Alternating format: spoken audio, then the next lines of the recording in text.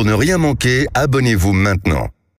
Tout compte fait avec vous, Éric Revel. Bonjour Éric. Patrick, bonjour à tous. La liste est longue des magasins de prêt-à-porter qui disparaissent dans notre pays. Là, c'est la dernière en date, c'est la célèbre enseigne Naf Naf qui est à son tour menacée. Oui. Alors bon, j'ai regardé. Les noms vont évidemment vous dire quelque chose. C'est récent. Camailleux, Koukaï, Gap France, André San Marina dans les chaussures. Du pareil au même. Tiens, Sergent-Major. Voilà. La liste n'est pas exhaustive, mais voilà des noms de prêt-à-porter, d'enseignes qui sont en grande difficulté ou qui disparaissent. Alors Naf Naf, c'est encore une autre histoire. C'est sans doute la marque avec la plus forte notoriété, lancée en 1973. Vous vous souvenez évidemment du slogan de Naf Naf, le grand méchant look. Ah oui. Aujourd'hui, 131 magasins, 660 salariés qui retiennent leur souffle.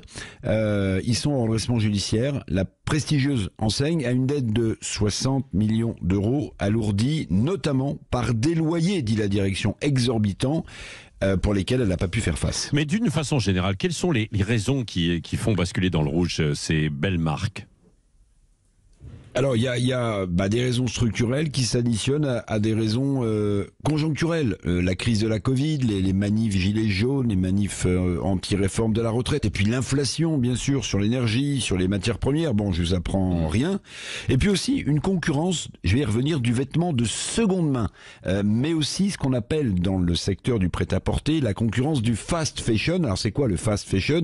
C'est le renouvellement ultra rapide des collections de vêtements. Naf Naf a pas su faire face. Alors il y a peut-être aussi des erreurs stratégiques, mais vous le voyez, le grand méchant look est bien loin. Naf Naf aujourd'hui, c'est plutôt le grand méchant redressement judiciaire, comme d'autres enseignes du prêt-à-porter. Oui, et puis il y a évidemment l'inflation, et parmi les dépenses que l'on peut sacrifier, c'est l'habillement évidemment.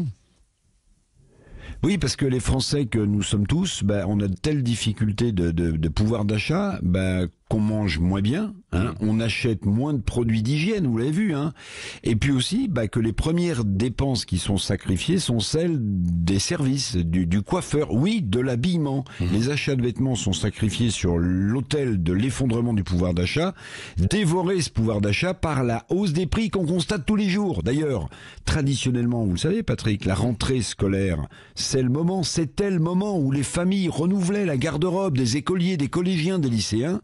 Ce n'est plus vraiment le cas pour nombre de familles. Pourquoi ? Parce que les fournitures scolaires et l'alimentation coûtent très très cher. Donc beaucoup, s'ils achètent des vêtements, les achètent aussi d'occasion. Alors sur des sites internet dédiés, notamment les nouvelles générations. D'abord parce que c'est moins cher pour elles, mais aussi parce que pour ces nouvelles générations, ça constitue une sorte d'action de protection de l'environnement. Le bilan carbone d'un vêtement neuf qui vient d'Asie ou qui vient de Chine, il est pas bon. Si vous l'achetez d'occasion, il est déjà sur place. Donc la liste est très longue. On verra si Naf Naf s'en sort. Mais franchement, ce secteur du prêt-à-porter, qui faisait aussi la fierté française, est en grande difficulté. Espérons qu'il ne va pas être réduit à néant. Oui, merci beaucoup Éric Revel.